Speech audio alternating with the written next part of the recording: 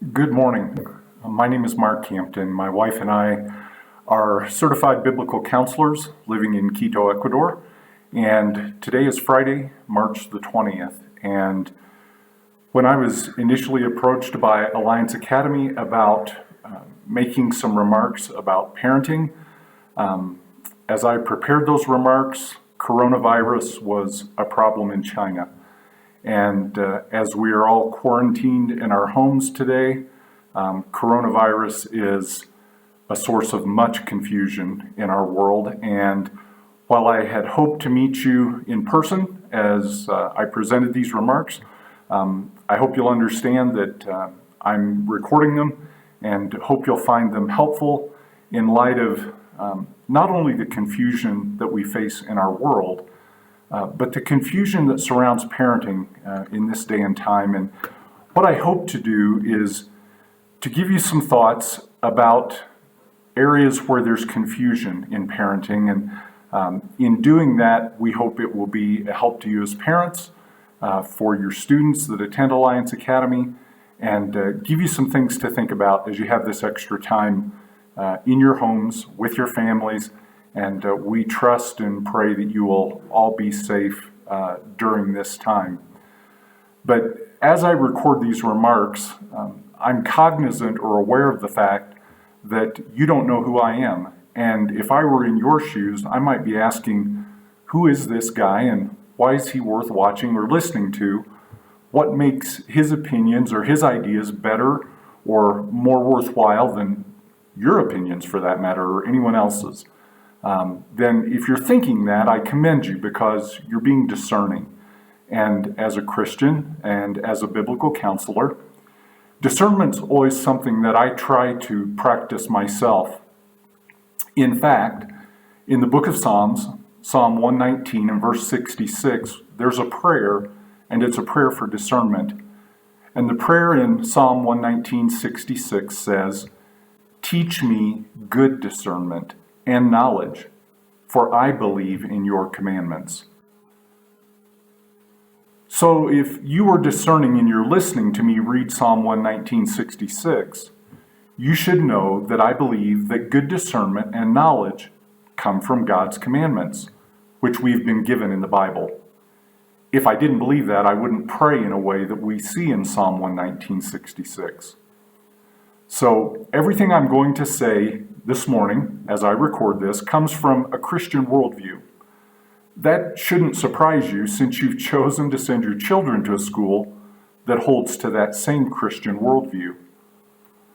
But whether you're listening as a Christian, as a person who holds to another belief system or worldview, or as a person who has no defined belief system, although I'd love to have a cup of coffee with you and talk about that belief system, because ultimately I think I could challenge your thinking if you say there is no God or there is no universal truth. But whatever our theological or epistemological differences might be, I think there's one thing that we could all agree on, and it's this.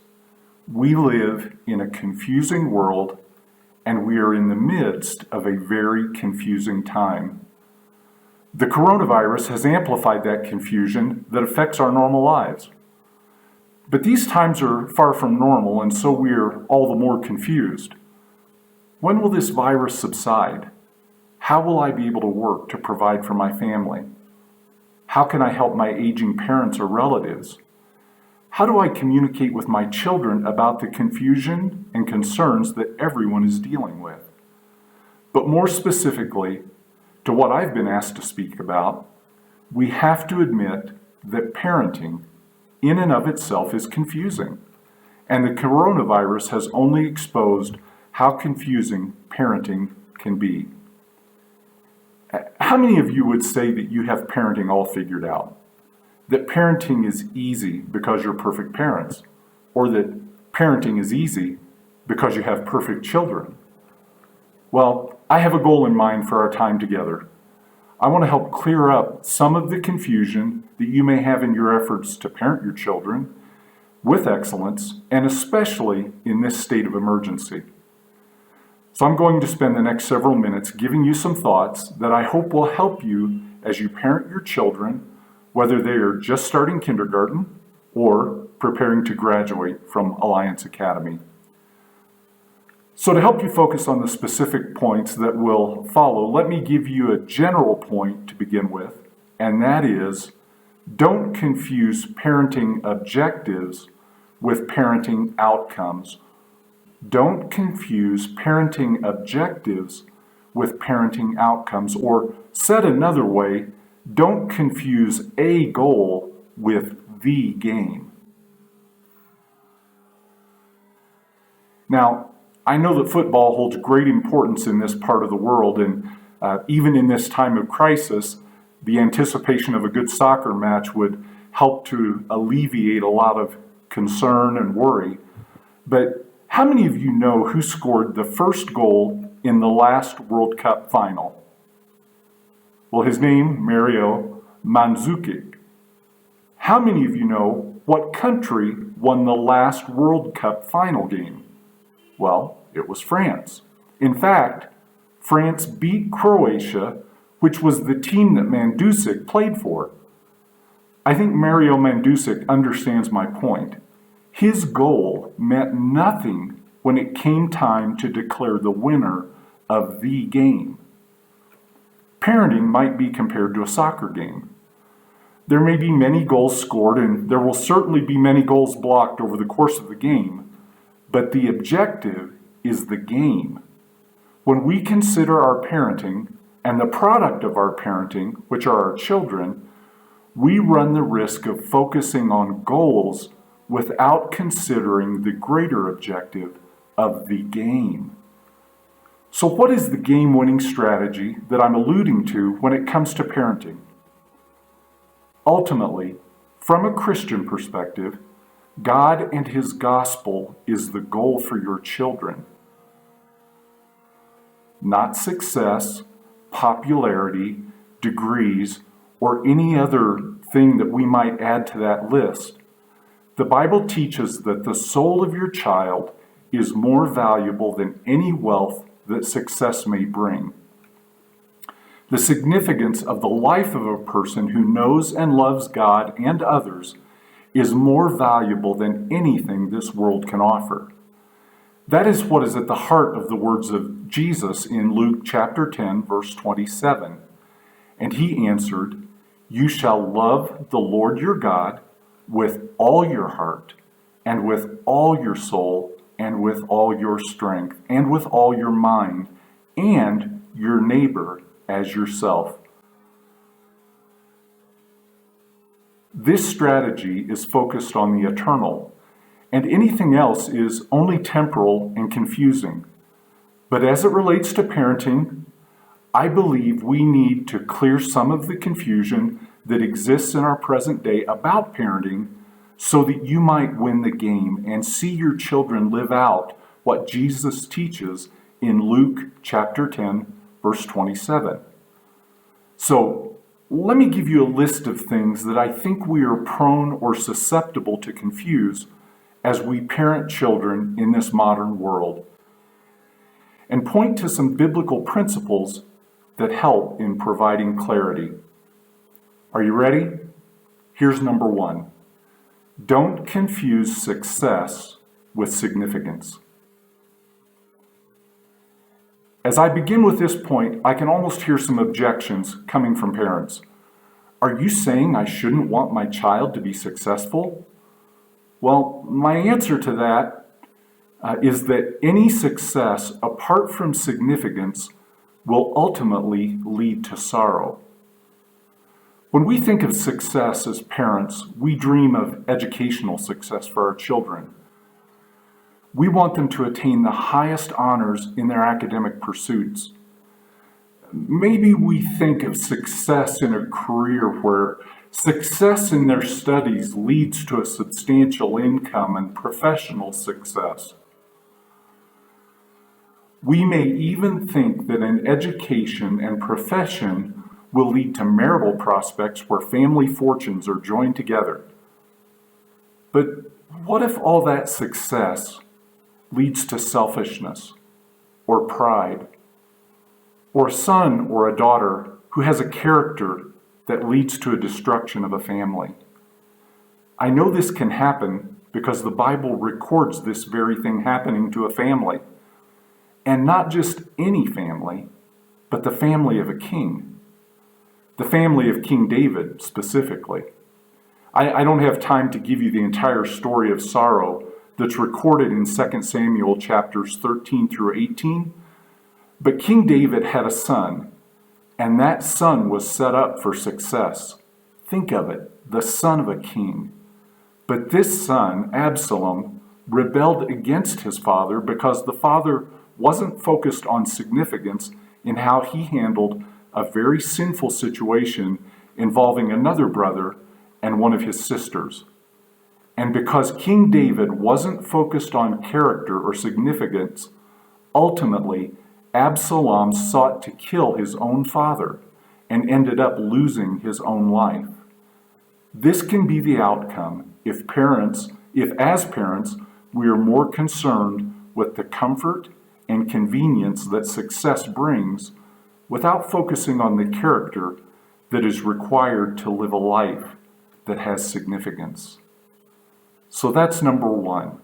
Don't confuse success with significance. But let me move on to my second thought. We dare not confuse wisdom with information. In this year, 2020, we live in the information age. We have lived this age of the internet for nearly a generation. But if I were to ask you to think seriously for a moment, would you say that the volume and accessibility of all this information has been a positive or a negative? The information I'm speaking of can be used for good, but we have to recognize that much of the information available at a moment's notice is not something that is good for us to be exposed to, much less our impressionable children. I suspect that if, as parents, you were courageous enough to require your teenagers to open the contents of their cell phones to you, you would be grieved at the content of the communication and information that teenagers are being exposed to. If we and our children had wisdom, we would understand that not every idea, not every opinion offered up on a web page is worthy of our time, and I would argue, is harmful to our souls. Biblical wisdom is connected to our innermost being, or said another way, it's connected to our soul. We see this in Psalm 51, verse 6. Behold, you desire truth in the innermost being, and in the hidden part you will make me know wisdom. Information can crush the soul if it is not connected to wisdom. And that's my second point. Don't confuse wisdom with information. But let me give you a third point. And from a parenting perspective, we can't confuse character or heart with behavior or outward appearance. Now, I have to confess that this was one of my biggest failings as a parent. I raised my children in the church because of my own pride and desire to be seen as a good parent. I often was much more focused on controlling my child's behavior than I was with forming the content of their character. So how does this manifest itself or show up in parenting? When a child disobeys or makes bad choices, we can be more interested in correcting or stopping the behavior that we see as bad when we should have been more focused on helping the child to understand why they were making the decision to disobey or why they wanted to misbehave in the first place.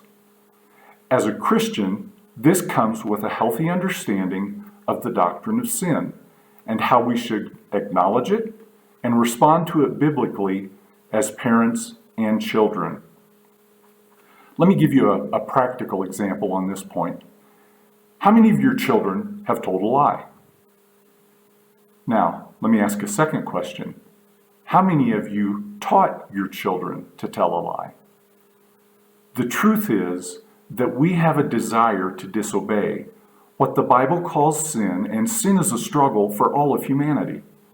And if we just focus on behavior without facing the reality of human sinfulness,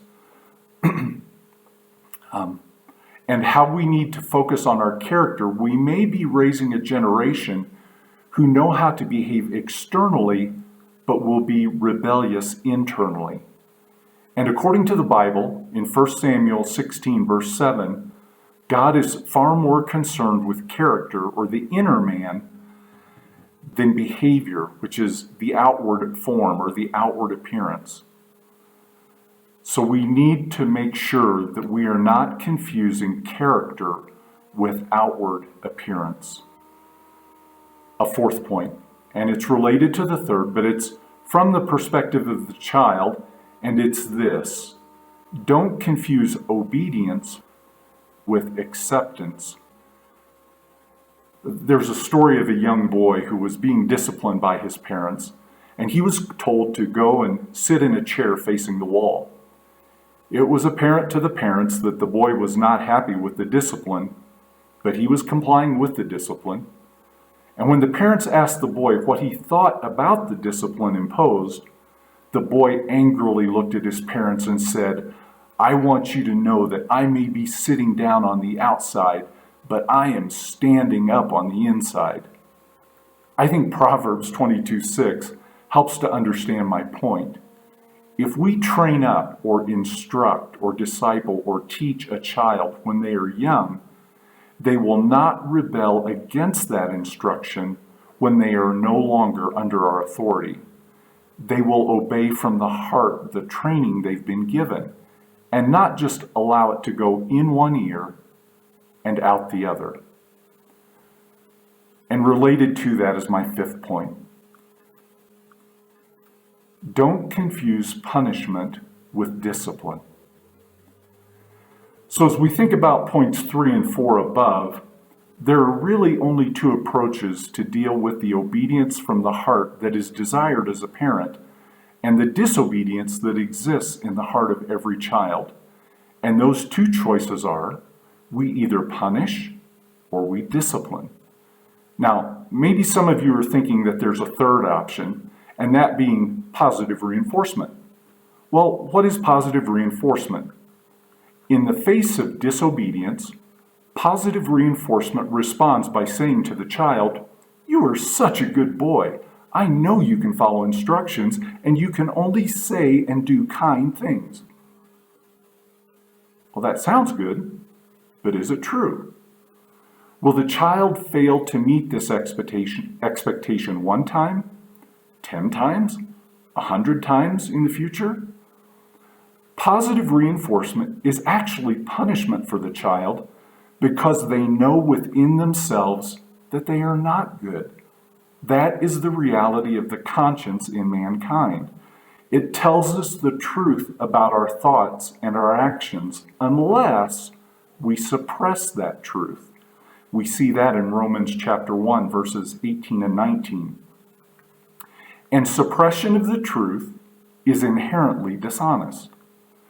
That's what a child's conscience, or an adult's conscience for that matter, communicates according to the experience of the Apostle Paul in Romans chapter 7, verse 18.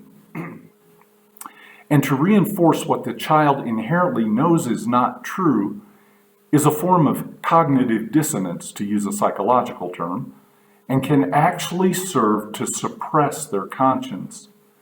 In addition, they know their parents are not perfect and are sometimes guilty of doing the same thing the child is receiving this positive reinforcement for, and they are essentially being taught that hypocrisy is acceptable.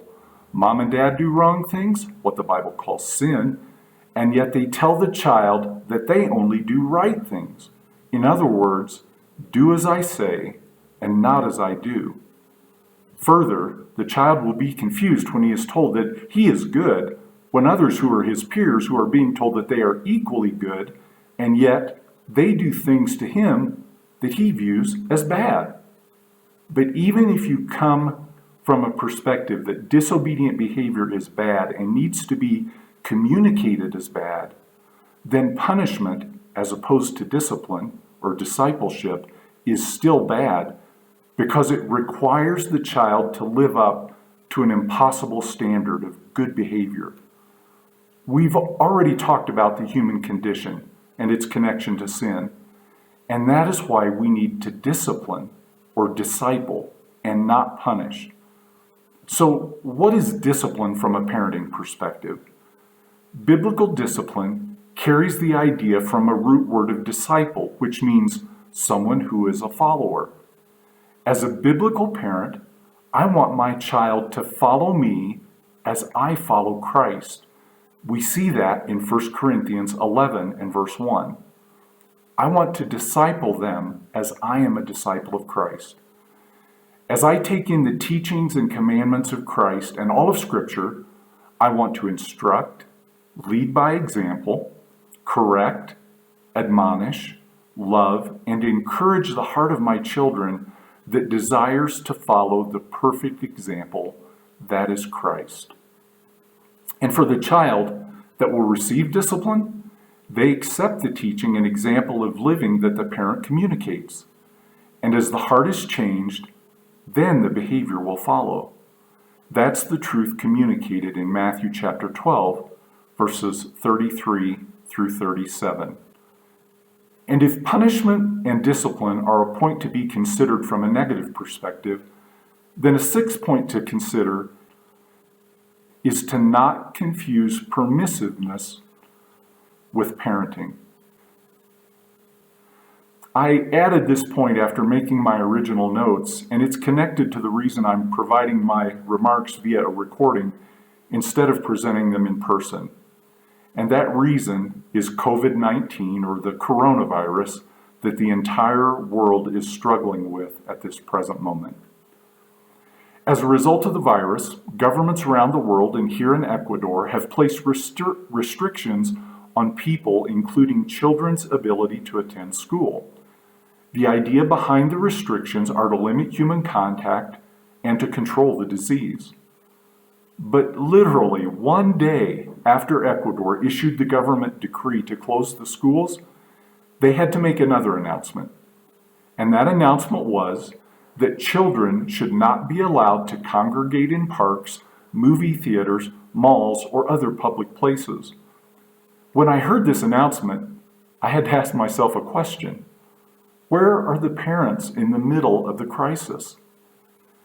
Thankfully, children are not highly susceptible to contracting the disease, but they can carry the disease back into the home where parents and grandparents are much more susceptible to the disease. By practicing a permissive parenting, these children can contribute to a nationwide outbreak of the virus. Using the coronavirus as only one example, parents must decide if they are willing to exercise wisdom and experience to respond to requests from children that are inherently self-centered. If I fail to parent responsibly and instead I choose to parent permissively, what am I saying about my responsibility to provide what is truly best for my child and my family? That may sound hard, so let me give you some hope. Ultimately, none of us will parent with perfect wisdom. But my seventh point is connected to all of the above points, and that is, don't confuse failings with failure. Don't confuse failings with failure. As a parent, you are going to fail your children. Your children are going to fail you at times. That is simply a part of the human sinful condition. But know that a failing or multiple failings do not equal failure. As a parent, your children need to see you asking for forgiveness when you fail as a parent. Your children need to know that it is good to seek forgiveness when they fail. The idea of failure and forgiveness are at the heart of the Christian gospel. We have failed to meet God's standard of sinlessness, which is required to be his child. But God didn't condemn us in our failings, but made a way for us through forgiveness as it is sought and secured in his Son, Jesus Christ. The forgiveness offered by Christ in exchange for his cleansing of our failures is the essence of salvation. God reconciles sinful men and women to himself when we deserved condemnation for our many failures. In our failure, God offers forgiveness in Christ.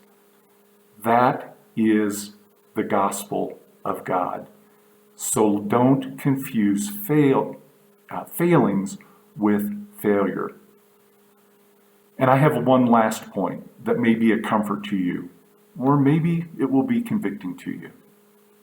And that is my final point. Don't confuse stewardship with ownership. Psalm 127:3 says, "Behold, children are a gift from the Lord. The fruit of the womb is a reward." In some translations, that word reward is translated an inheritance. And the Hebrew word used in the original text can be translated as inheritance. And if children are a gift or an inheritance that communicates, then that communicates that someone else has given this gift or inheritance to you. In this case, the Bible communicates that the giver of life is God. He is the giver of life for us and for our children. And as recipients of that gift or that inheritance, we have a great responsibility as parents to honor the giver, which is God, with the gifts that he has given us. If we view our children as our possessions, we ignore the original giver. But if we see our children as a stewardship or a responsibility for which we are accountable to God, our parenting takes on much more serious meaning, and we will seek to honor the giver in the raising of the gift that he has given us in our children. And that's my prayer for all of you who are listening, that you would seek to glorify God in the way in which you parent your children, and seek to see them grow up to glorify God with their lives, and that the story of your family, as seeking to glorify God, would continue for generations to come. Thanks again for listening, and God bless you.